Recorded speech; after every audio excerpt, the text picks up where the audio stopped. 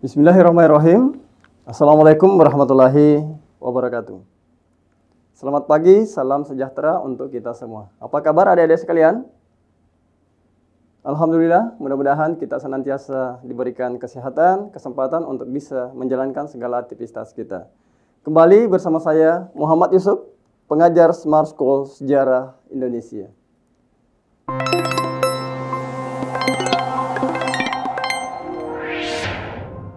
Adik-adik sekalian, hari ini kita akan membahas sebuah materi, yaitu tentang penataan kehidupan ekonomi pada masa Orde Baru. Di mana pada pertemuan sebelumnya, adik-adik sekalian mungkin sudah mendapatkan materi tentang kondisi politik Indonesia pada masa Orde Baru. Semua sisi, semua kondisi yang ada di masa pemerintahan Orde Baru tentu saja saling keterkaitan. Ada hubungan antara yang satu dengan yang lainnya. Kehidupan ekonomi kemudian bisa berpengaruh terhadap kehidupan politik, kehidupan sosial, dan kehidupan budaya. Begitupun kehidupan politik kemudian ternyata bisa mempengaruhi bagaimana kemudian sistem kehidupan yang berjalan di bidang ekonomi. Dalam hal kehidupan ekonomi yang terjadi pada masa masa pemerintahan Orde Baru dipengaruhi oleh bagaimana kondisi kehidupan politik yang ada di Indonesia pada saat itu. Pemerintah kemudian melalui MPR mengeluarkan ketetapan MPR nomor 23 tahun 1966 di mana pemerintah mengedepankan penataan kehidupan ekonomi dibandingkan dengan penataan kehidupan di sektor lainnya termasuk politik, di mana ini adalah sesuatu yang dianggap sangat penting untuk bisa kembali menata kehidupan dan menata pembangunan Indonesia di era pemerintahan Orde Baru. Sebelum kita masuk pada pembahasan materi yang akan kita bahas pada pertemuan hari ini, berikut saya menampilkan peta konsep sebagai sebuah arah yang akan menuntun kita untuk menyelesaikan pembahasan tentang kondisi ekonomi di masa pemerintahan Orde Baru. Ada dua sisi yang bisa kita lihat di sini. Bahwa berbicara tentang kondisi ekonomi pada masa Orde Baru, kita tidak terlepas daripada bagaimana situasi ekonomi. Bagaimana kondisi ekonomi yang ada di Indonesia di awal masa pemerintahan Orde Baru. Bahwa kemudian ternyata terjadi sebuah kondisi yang tidak berada dalam kondisi yang kita inginkan. Bahwa ternyata kehidupan ekonomi di awal masa pemerintahan Orde Baru terjadi kekacauan ekonomi. Ini kemudian coba untuk ditata. Coba untuk ditata oleh pemerintah Orde Baru agar sistem perekonomian kemudian bisa berjalan dengan baik sesuai dengan apa yang kita harapkan. Yang tentu saja kemudian bisa mengarah pada kesejahteraan masyarakat Indonesia. Apa yang kemudian dilakukan oleh pemerintah untuk menata kehidupan ekonomi pada masa Orde Baru? Menyikapi kondisi yang ada di awal masa pemerintahannya, maka pemerintah Orde Baru kemudian berusaha untuk kembali menstabilkan sistem kehidupan politik, sistem kehidupan ekonomi melalui stabilisasi ekonomi di Indonesia pada saat itu.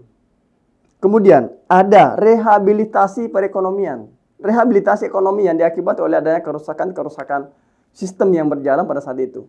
Dan yang ketiga adalah bagaimana kemudian pemerintah melahirkan sebuah kebijakan-kebijakan untuk membangun sistem perekonomian kita. Ini pada bagian pertama. Selanjutnya pada bagian kedua, nanti kita akan mencoba melihat bagaimana sih kondisi, apa yang terjadi kemudian setelah pemerintah kemudian menata kehidupan ekonomi dari awal sampai pada menjalankan kebijakan-kebijakan yang ada. Dan ternyata kemudian di akhir pemerintah Orde Baru ada kemudian kondisi yang berjalan yang kembali terjadi sebuah kondisi yang tidak sehat. Terjadi krisis ekonomi di akhir masa pemerintahan Orde Baru. Kemudian dilihat bahwa ternyata dalam masa pelaksanaan pembangunan ekonomi terjadi ketimpangan pembangunan antara wilayah Jawa, Pulau Jawa dan wilayah-wilayah di luar Jawa. Dan yang lebih memperparah kemudian di akhir masa pemerintahan Orde Baru adalah muncul atau merajalelanya, maraknya praktik korupsi, kolusi, dan nepotisme. Inilah dua hal yang akan kita coba lihat pada pembahasan kondisi ekonomi masa pemerintahan Orde Baru ini. Ada penataan yang disebabkan oleh kondisi kekacauan ekonomi yang ada di awal pemerintahan sampai kemudian pemerintah menerapkan sebuah kebijakan-kebijakan dalam pelaksanaan perekonomian kita. Dan yang kedua adalah kondisi akhir masa pemerintahan Orde Baru yang disebabkan oleh terjadinya krisis, ketimpangan pembangunan sampai pada munculnya korupsi, kolusi, dan nepotisme.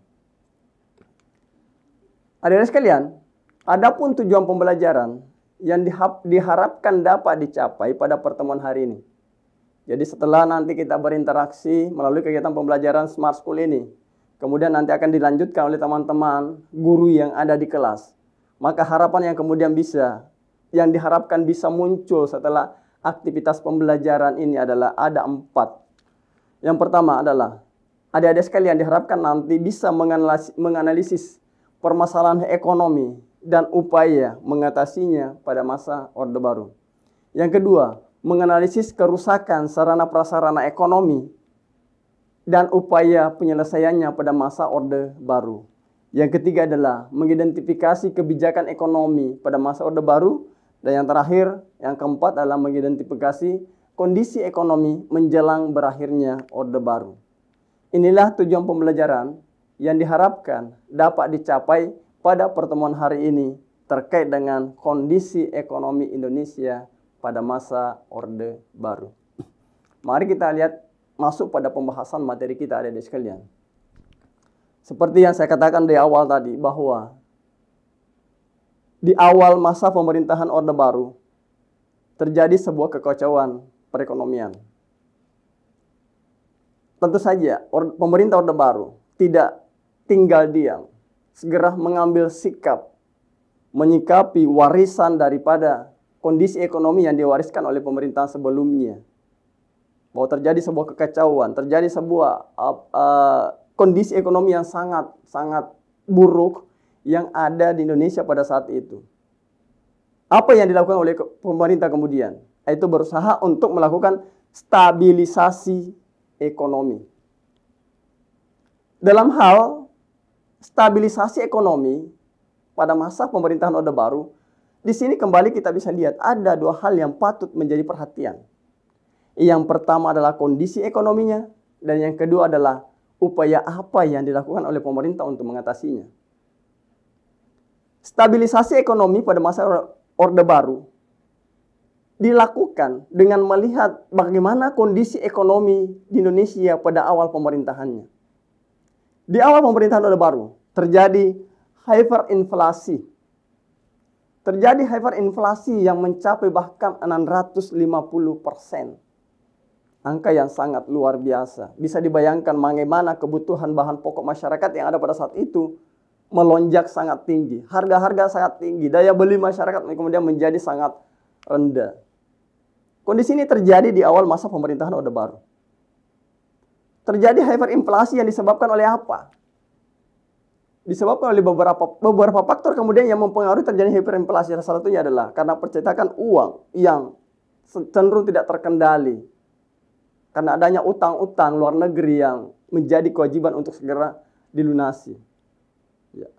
Salah satu faktor penyebabnya adalah adanya utang-utang luar negeri Indonesia yang sangat besar, yang menjadi kemudian beban bagi perekonomian kita. Menjadi beban perekonomian Indonesia yang menyebabkan sistem pengaturan perekonomian kita menjadi sangat buruk. Kenapa bisa terjadi seperti ini? Untuk kita pahami bersama bahwa di masa pemerintahan Orde Lama, banyak sekali titik-titik biaya yang harus dikeluarkan oleh pemerintah yang kemudian menyebabkan mereka harus melakukan pinjaman luar negeri. Termasuk diantaranya adalah pembiayaan terhadap proyek-proyek mercusuar, pembiayaan terhadap pembelian senjata untuk mengatasi kondisi keamanan, kondisi politik yang ada pada saat itu, yang sangat besar, yang sangat luar biasa dari Uni Soviet ya. Yang kemudian menyebabkan utang luar negeri Indonesia sangat besar dan tidak bisa teratasi kemudian. yang menyebabkan terjadinya inflasi yang sangat luar biasa.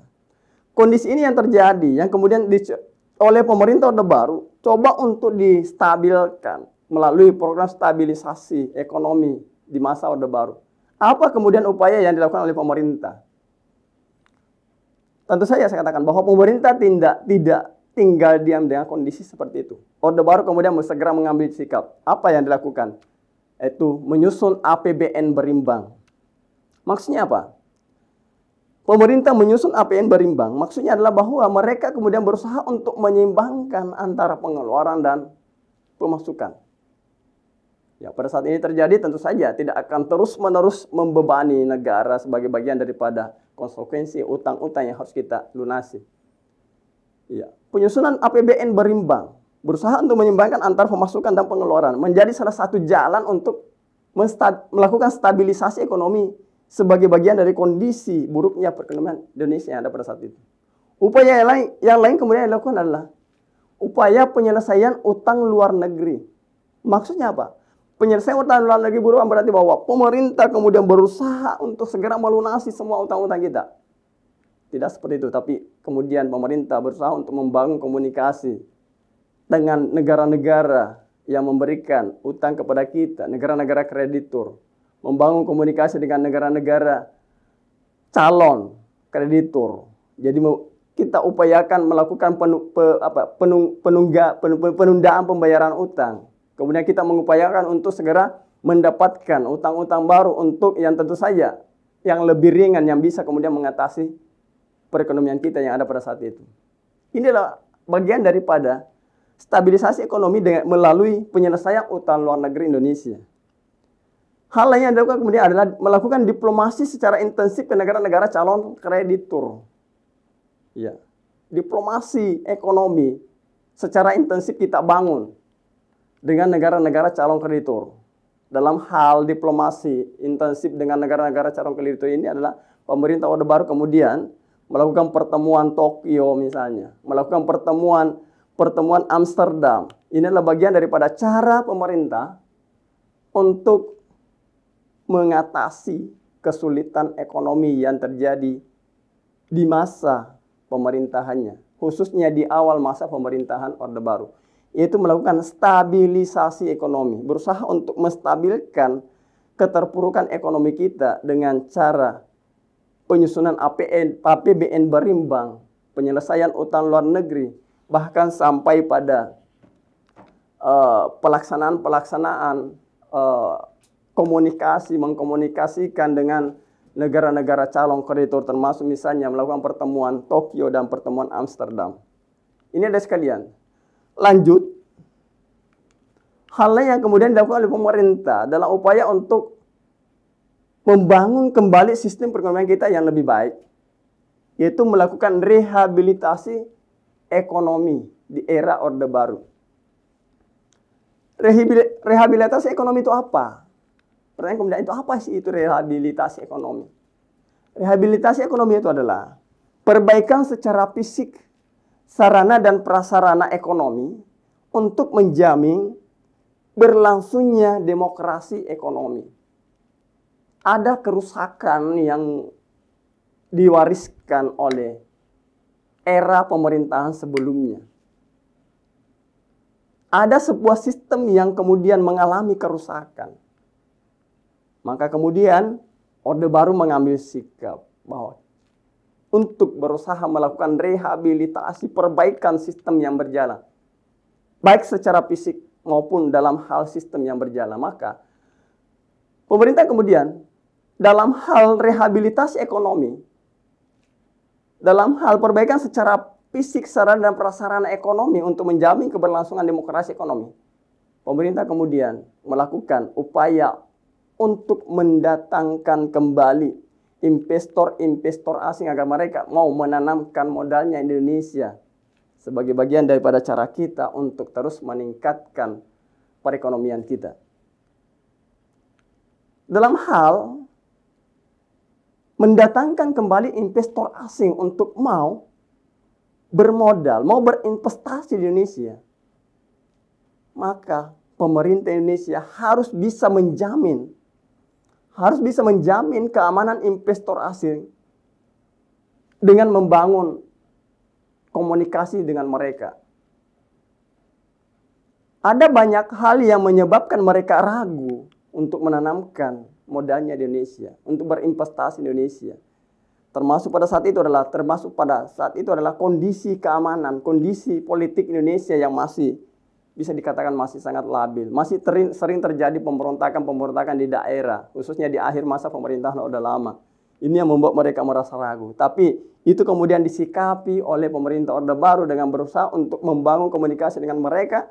Bagaimana supaya mereka percaya untuk terus bisa berinvestasi di Indonesia dengan menjamin keamanan investor asing yang akan berinvestasi di Indonesia. Salah satunya melalui pertemuan Tokyo dan pertemuan Amsterdam. Itu adalah sekalian bagian daripada dua hal yang menjadi bagian daripada cara pemerintah untuk mengatasi keburukan, kesulitan ekonomi yang terjadi di awal masa pemerintahan Orde Baru. Nah sekarang terkait dengan rehabilitasi, terkait dengan stabilisasi ekonomi, maka pemerintah kemudian mencanangkan program-program kebijakan ekonomi yang akan dilakukan untuk menjalankan sistem agar bisa terbangun kembali perekonomian kita yang lebih baik. Apa kebijakan yang dilakukan oleh pemerintah kemudian dalam hal membangun sistem ekonomi kita? Yang pertama, melaksanakan pembangunan melalui pembangunan secara berjangka dalam waktu 5 tahun, secara bertahap. Pemerintah mencanangkan pembangunan jangka panjang dalam periode masa 25 atau 30 tahunan. Kemudian itu dipeta-petakan dalam pembangunan 5 tahun dengan melihat sektor yang layak dijadikan sebagai kekuatan utama. Dengan melihat sektor-sektor yang layak dijadikan sebagai kekuatan utama untuk membangun perekonomian kita. Dibuatlah rencana-rencana pembangunan secara bertahap, secara berjangka dalam waktu 5 tahun dalam setiap periode, setiap tahapannya. Yang dikenal dengan istilah pembangunan 5 tahun atau pelita. Nanti kita lihat apa yang kemudian dilakukan oleh pemerintah. Di mana pemerintah menitik beratkan pembangunan yang ada di setiap tahapan itu. Akan kita lihat nanti mulai dari pelita 1 sampai pelita 6 sebagai bagian daripada akhir periode masa pemerintahan Orde Baru. Hal yang dilakukan kemudian adalah pemerataan pembangunan melalui trilogi pembangunan dan 8 jalur pemerataan. Perlu kita tahu bahwa ada 2 hal yang kemudian dijadikan sebagai pedoman pembangunan yang ada di Indonesia setelah lahirnya Orde Baru. Yang pertama adalah trilogi pembangunan dan yang kedua adalah 8 jalur pemerataan. Inilah yang menjadi pedoman pembangunan kita untuk kembali berjalan dengan sistem yang dimungkinkan bisa lebih bagus dan bisa kembali membangkitkan pembangunan, khususnya pembangunan ekonomi yang ada di Indonesia ini. Pemerataan pembangunan melalui trilogi pembangunan dan 8 jalur pemerataan. Yang ketiga adalah berusaha untuk berswasembada beras. Indonesia sebagai negara yang kuat dalam sektor pertaniannya, maka Orde Baru pun mencoba melihat kekuatan itu untuk terus dibangun dalam setiap periode masa pemerintahan, dalam setiap tahapan-tahapan pelaksanaan pembangunan ekonomi kita. Maka kemudian harapannya adalah Indonesia kembali bisa menjadi negara yang berswasembada beras. Swasembada pangan kemudian bisa dilahirkan. Di mana sebelumnya mungkin kita pernah menjadi negara pengimpor beras. Tapi dengan kebijakan-kebijakan yang dikeluarkan oleh pemerintah Orde Baru, Indonesia kembali bisa menjadi negara yang berswasembada beras, bisa mengekspor beras keluar. Melakukan hubungan kerjasama dengan luar negeri. Kebijakan ini tidak bisa lepas dari pembangunan kita, adik-adik sekalian, bahwa ternyata kita ini bisa terbangun dengan melakukan hubungan kerjasama dengan luar negeri. Harapannya adalah pihak negara-negara luar bisa berkontribusi untuk membantu Indonesia dalam pelaksanaan pembangunan kita, terutama pembangunan ekonomi kita. Inilah kebijakan-kebijakan yang dilakukan oleh pemerintah sebagai bagian daripada cara Orde Baru untuk memperbaiki, menata sistem perekonomian Indonesia yang diawali oleh sebuah keterpurukan ekonomi yang tadi dikatakan bahwa mencapai inflasi yang dalam angka sekitar 650%. Pemerintah kemudian membuat kebijakan rehabilitasi.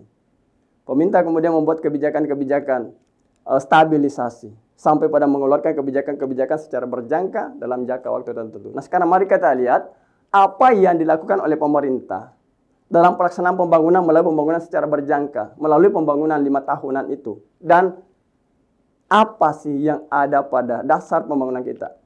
Sebagai pedoman pembangunan kita yang ada pada trilogi pembangunan dan 8 jalur pemerataan. Kita masuk pada pelita pertama. Pelita pertama dimulai tahun 1969 sampai 1974. Apa tujuan pelita pertama ini?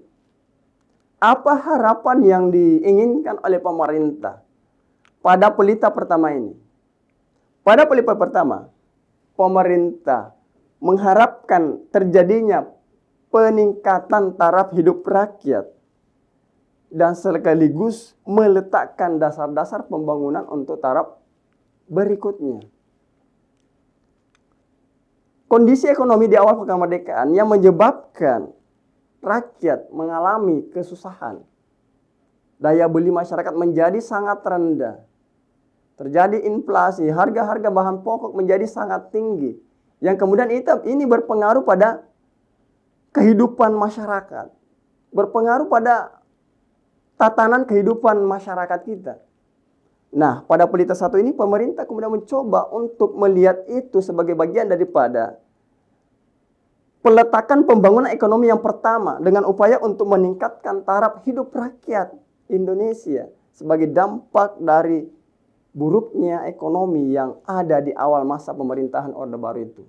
Sekaligus di tahap 1 ini pemerintah juga mencoba untuk meletakkan dasar-dasar pembangunan untuk tahap berikutnya. Sasarannya apa? Sasarannya adalah ada pada ketersediaan pangan, sandang, perbaikan sarana dan prasarana, perumahan, perluasan lapangan kerja, dan kesejahteraan rohani. Apa prestasi yang kemudian didapatkan oleh pemerintah di pelita 1 ini? Prestasi yang kemudian berhasil dicapai oleh pemerintah di tahapan pertama adalah terjadinya pertumbuhan ekonomi yang bisa dicapai antara 3 sampai 5,7%. Pertumbuhan ekonomi yang sangat luar biasa. Mencapai 5,7% adik-adik sekalian. Bahkan pemerintah Orde Baru berhasil juga menekan angka laju inflasi. Menurunkan inflasi sampai pada 47,8%. Ini prestasi yang sangat luar biasa yang diperlihatkan dalam tatanan kehidupan pembangunan ekonomi kita di masa 5 tahun pertama pencanangan pembangunan secara berjangka dalam waktu 5 tahun itu. Yang tentu saja bisa diharapkan bisa berdampak secara jangka panjang dalam pembangunan jangka panjang kita. Lanjut pada tahap kedua. Pelita kedua 1974 sampai 1979 menitik beratkan pada sektor pertanian dan industri yang mengolah bahan mentah menjadi bahan baku. Sektor pertanian masih menjadi tumpuan utama perekonomian kita di era pelita 2 ini. Sektor pertanian masih menjadi tumpuan utama. Karena sebagaimana kita tahu bahwa negara kita adalah bukan negara agraris, yang negara yang luas, yang bisa kita manfaatkan untuk jadikan sebagai lahan-lahan pertanian kita. Maka pertanian masih menjadi tumpuan utama untuk membangun perekonomian kita. Walaupun pada tahap 2 ini, pemerintah sudah mulai melirik sektor industri. Dalam hal melirik sektor industri, pemerintah berusaha untuk melahirkan industri-industri dalam tatanan masih mengolah bahan mentah menjadi bahan baku. Ya, mengolah bahan mentah menjadi bahan baku. Jadi bukan hanya dari sektor pertanian, tapi pemerintah juga sudah mulai sedikit bergeser untuk bagaimana melihat sektor industri yang potensial untuk bisa dibangun. Sasarannya adalah tersedianya pangan, sandang, perumahan, sarana prasarana, kesejahteraan rakyat, dan kesempatan kerja. Perluasan kesempatan kerja. Masih kurang lebih sama seperti apa yang disasarkan pada pelita 1, yaitu ketersediaan bagaimana meningkatkan kesejahteraan rakyat dengan ketersediaan pangan, sandang, dan perumahan. Selain itu sarana prasarana dan kesejahteraan rakyat itu sendiri perlu untuk menjadi pertimbangan oleh pemerintah. Ini di tahap 2. Di 5 tahun kedua pada pencanangan program pembangunan yang berjangka tadi, dalam jangka waktu panjang yang dicanangkan dalam pelita 1, 2, sampai 6. Ini 5 tahun kedua. Lanjut, kita akan mencoba melihat apa yang diharapkan pemerintah pada 5 tahun ketiga selanjutnya, atau di pelita ketiga ini, yang berlangsung dari tahun 1979 sampai 1984. Masih pada pelita ketiga ini, pemerintah menitik beratkan pada trilogi pembangunan dengan menekankan pada asas pemerataan. Jadi, seperti yang saya katakan tadi, bahwa ada 2 pedoman pelaksanaan pembangunan kita, khususnya pembangunan ekonomi kita. Ada yang dikenal dengan istilah trilogi pembangunan, dan ada 8 jalur pemerataan. 3+8. Ini yang menjadi bagian daripada titik berat pelaksanaan pembangunan ekonomi kita yang ada pada pelita ketiga, yang dikhususkan, ya, dan ditekankan pada asas pemerataan. Bagaimana pembangunan ekonomi itu kemudian bisa merata dalam berbagai aspek, dalam berbagai bidang. Begitupun bisa merata dalam berbagai wilayah yang ada di Indonesia kita ini. Lanjut pada pelita keempat, 5 tahun keempat. 5 tahun keempat selanjutnya yang ada di tahun 1984 sampai 1989. Pembangunan ekonomi kita dititik beratkan pada sektor pertanian menuju swasembada pangan. Ya, jadi pelita keempat ini pemerintah sudah mulai berswasembada pangan. Pemenuhan kebutuhan rakyat. Ya, pemenuhan kebutuhan pangan rakyat diharapkan bisa dicapai di pelita keempat ini. Ya, sektor pertanian masih menjadi tumpuan utama perekonomian kita. Akan tetapi, ternyata pemerintah juga sudah mulai meningkatkan industri yang dapat menghasilkan mesin-mesin industri sendiri. Ada 2 hal yang menjadi titik berat perlakuan ekonomi. Harapan daripada yang diinginkan oleh pemerintah, yaitu swasembada beras, dan kemudian kita bisa menghasilkan mesin-mesin industri. Ini di 5 tahun keempat dalam hal pencanangan program pembangunan ekonomi secara berjangka ini. Swasembada pangan diharapkan bisa didapatkan, dan Indonesia sudah bisa menghasilkan mesin-mesin industri sendiri. Pada pelita kelima, tahun 1989 sampai tahun 1994, titik berat pembangunan masih pada sektor pertanian dan industri. Iya, apa capaian keberhasilan yang didapatkan pada pelita kelima ini? Capaian keberhasilan yang didapatkan oleh pemerintah itu pertumbuhan ekonomi yang berhasil dicapai sampai pada 6,8% per tahun.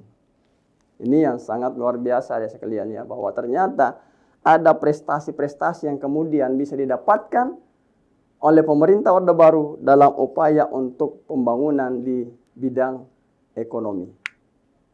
Ya, menitik beratkan sektor pada pertanian dan industri dengan capaian pertumbuhan ekonomi kita 6,8% per tahun. Ya. Posisi perdagangan luar negeri dengan peningkatan ekspor yang lebih baik. Ya, tadi kalau kita sudah berswasembada beras, maka tentu saja pemenuhan kebutuhan bahan pangan kita bisa terpenuhi. Kemudian Indonesia sudah bisa melakukan ekspor beras keluar ya. Pemenuhan perdagangan luar negeri dengan peningkatan ekspor yang lebih baik di era tahun 1989 sampai tahun 1994. Ini bisa dikatakan bahwa ini adalah masa periode emas pembangunan ekonomi yang ada pada masa pemerintahan Orde Baru. Lanjut, ini adalah bagian terakhir daripada pembangunan sektor ekonomi melalui pelita pembangunan berjangka dalam waktu 5 tahunan. Pada pelita ke-6 yang dimulai tahun 1994, yang seharusnya akan berada di tahapan evaluasi di tahun 1999. Akan tetapi perlu kita pahami bahwa sementara berjalan masa pembangunan ekonomi di pelita ke-6 ini, pemerintah Orde Baru kemudian harus berakhir karena sebuah kondisi yang kemudian menyebabkan rezim Soeharto jatuh. Apa yang menjadi fokus pada pembangunan 5 tahun di 5 tahun terakhir ini? Pada bagian ke-6, yaitu berfokus pada sektor ekonomi, industri pertanian, dan peningkatan sumber daya manusia. Fokusnya sudah mulai mengedepankan penataan kehidupan ekonomi kita pada fokus di sektor industri. Ya, sudah mulai mengedepankan di fokus pada sektor industri. Walaupun pertanian tetap harus menjadi bagian daripada perhatian karena negara kita adalah memang negara yang besar dari sektor agrarisnya. Ya, untuk peningkatan sumber daya manusia, maka pemerintah kemudian sudah mulai mengedepankan fokusnya pada sektor industri untuk peningkatan taraf kehidupan masyarakat, untuk kemudian meningkatkan laju pertumbuhan ekonomi kita. Ya. Akan tetapi saya katakan kembali bahwa ternyata pada periode ini pemerintah Orde Baru harus berakhir sebagai dampak daripada krisis moneter yang melanda Asia Tenggara pada saat itu, termasuk Indonesia. Jadi tidak selesai masa tatanan ekonomi pada pelita ke-6 ini, pemerintah Orde Baru harus berakhir. Orde Baru berakhir tahun 1998 yang berangkat dari kondisi ekonomi yang terjadi di pertengahan tahun 1997 yang kemudian berpengaruh dan menyebabkan terjadi krisis multidimensi. Krisis ekonomi kemudian menyebabkan munculnya krisis multidimensi yang membuat masyarakat meminta kepada pemerintah, dalam hal ini Presiden Soeharto bertanggung jawab, dan itu pun dilaksanakan dan Soeharto mengundurkan diri pada tahun 1998. Berakhirlah masa pemerintahan Orde Baru. Ini pada bagian pertama deh sekalian ya. Bagaimana pemerintah Orde Baru berusaha untuk menata kehidupan ekonomi dengan melihat kondisi ekonomi di awal pemerintahannya sampai pada menetapkan program-program pembangunannya secara berjangka mulai dari pelita 1 sampai pada pelita 6 yang tentu saja di dalamnya ada prestasi-prestasi yang berhasil diraih, yang berhasil dicapai oleh pemerintah Orde Baru untuk melakukan perbaikan-perbaikan sistem ekonomi yang ada di Indonesia sebagai bagian daripada cara mereka mengatasi kesulitan ekonomi yang sebagai warisan dari sistem ekonomi yang ada di era pemerintahan sebelumnya. Sebelum kita mengakhiri pembahasan kita, perlu saya tampilkan mengenai apa sih yang menjadi pedoman pembangunan kita di era Orde Baru. Ada 2 yang dipedomani. Yang pertama adalah trilogi pembangunan yang isinya adalah pemerataan pembangunan dan hasil-hasilnya menuju pada terciptanya keadilan sosial bagi seluruh rakyat. Yang kedua, pertumbuhan ekonomi yang cukup tinggi. Dan yang ketiga adalah stabilitas nasional yang sehat dan dinamis. Ini adalah pedoman pembangunan kita yang ada pada trilogi pembangunan sebagai bagian daripada bagaimana pemerintah Orde Baru meletakkan dasar-dasar kebijakan untuk melakukan penataan kehidupan ekonomi. Pedoman pembangunan yang lainnya adalah ada 8 jalur pemerataan. Mulai dari pemerataan kebutuhan pokok, pemerataan kesempatan memperoleh pendidikan, pemerataan pembagian pendapatan, pemerataan kesempatan kerja, pemerataan kesempatan berusaha, pemerataan kesempatan berpartisipasi dalam pembangunan, pemerataan penyebaran pembangunan, dan pemerataan kesempatan memperoleh keadilan. Ada 2 yang menjadi pedoman pembangunan ekonomi kita. Trilogi pembangunan dan 8 jalur pemerataan. Apakah ini kemudian bisa dijalankan secara keseluruhan oleh pemerintah? Jawabannya bisa kita lihat pada kondisi ekonomi yang ada di akhir masa pemerintahan Orde Baru. Bahwa ternyata tidak semua apa yang dicanangkan bisa berjalan dengan baik. Salah satunya yang kemudian menyebabkan kondisi ekonomi di akhir masa pemerintah Orde Baru mengalami kemudian terpuruk kembali adalah karena terjadinya ketimpangan pembangunan antara daerah Jawa dan daerah luar Jawa. Ternyata pemerataan yang kita harapkan itu tidak sepenuhnya bisa dicapai oleh pemerintah Orde Baru. Kondisi ekonomi menjelang berakhirnya Orde Baru, di sini ada 3 hal pokok yang bisa kita perhatikan adik sekalian. Yang pertama adalah krisis global yang melanda Asia berdampak pada munculnya krisis ekonomi di Indonesia.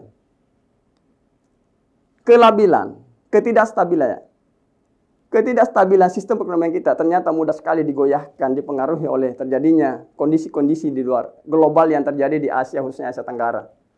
Krisis global yang melanda Asia Tenggara di tahun 1997 ternyata berdampak besar terhadap munculnya krisis moneter, krisis ekonomi yang terjadi di Indonesia. Krisis moneter ini kemudian berdampak pada munculnya krisis multidimensi. Terjadi kemudian krisis politik, krisis keamanan, krisis sosial, ya, yang menyebabkan terjadinya sebuah kondisi di mana masyarakat meminta pertanggungjawaban pemerintah Orde Baru untuk mengatasi hal itu, dan bahkan mereka meminta pemerintah Orde Baru untuk mundur dan mengakhiri masa pemerintahannya karena dianggap tidak bisa mengatasi kondisi-kondisi yang kemudian terjadi, khususnya di tahun 1997 sampai tahun 1998. Terjadi ketimpangan pembangunan antara daerah Jawa dan daerah di luar Jawa. Dianggap bahwa ini adalah sebuah kegagalan, bagian dari kegagalan yang berjalan di era pemerintahan Orde Baru. Kegagalan dalam menjalankan trilogi pembangunan sebagai pedoman, kegagalan dalam menjalankan 8 asas jalur pemerataan sebagai bagian daripada pedoman pembangunan Indonesia. Dan yang lebih memperparah lagi adalah munculnya korupsi, kolusi, dan nepotisme di kalangan pejabat-pejabat kita. Ini terus merajalela, yang kemudian menyebabkan ketidakpercayaan masyarakat.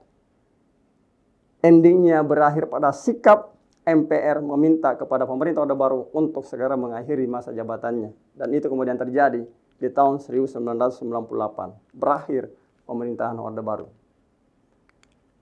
Baik adik-adik sekalian, sebagai bagian daripada kelanjutan kegiatan pembelajaran kita, silakan adik-adik sekalian mendiskusikan bersama dengan teman-teman kelompoknya, atau bersama dengan teman-teman yang ada di kelas yang lainnya, yang dibimbing, yang tentu saja dibimbing oleh teman-teman pendamping yang ada di kelas. Cari perbedaan mendasar daripada pemerintahan Orde Baru dengan pemerintahan Orde Lama, dan temukan kesamaan dari lahir dan jatuhnya rezim Orde Lama dan rezim Orde Baru. Ya, apa persamaannya? Ya, boleh didiskusikan. Silakan ada sekalian didiskusikan di kelas untuk melihat ini. Apa sih yang kemudian menjadi titik-titik perbedaannya secara mendasar? Kemudian apa yang menyamakan antara lahir dan jatuhnya pemerintahan Orde Lama dan pemerintahan Orde Baru itu sendiri? Bisa dilihat pada proses yang berjalan di masing-masing 2 periode pemerintahan ini. Itu saja yang bisa saya sampaikan adik sekalian. Itu bagian daripada materi yang bisa saya sampaikan pada pertemuan hari ini, yang menyangkut masalah kondisi ekonomi Indonesia pada masa pemerintahan Orde Baru. Jadi sekali lagi saya sampaikan bahwa ada 2 hal yang patut kita lihat di sini adalah bagaimana kondisi awalnya, kemudian dengan ditindaklanjuti oleh bagaimana cara pemerintah mengatasi dan membuat kebijakan-kebijakannya, dan bagaimana kondisi ekonomi di akhir masa pemerintahan Orde Baru. Baik adik-adik sekalian, itulah yang bisa saya sampaikan dan bisa saya hantarkan pada pertemuan hari ini melalui studio Smart School kita. Terima kasih atas perhatiannya. Mohon maaf atas segala kekurangan. Saya akhiri dengan ucapan wabillahi taufiq wal hidayah. Wassalamualaikum warahmatullahi wabarakatuh.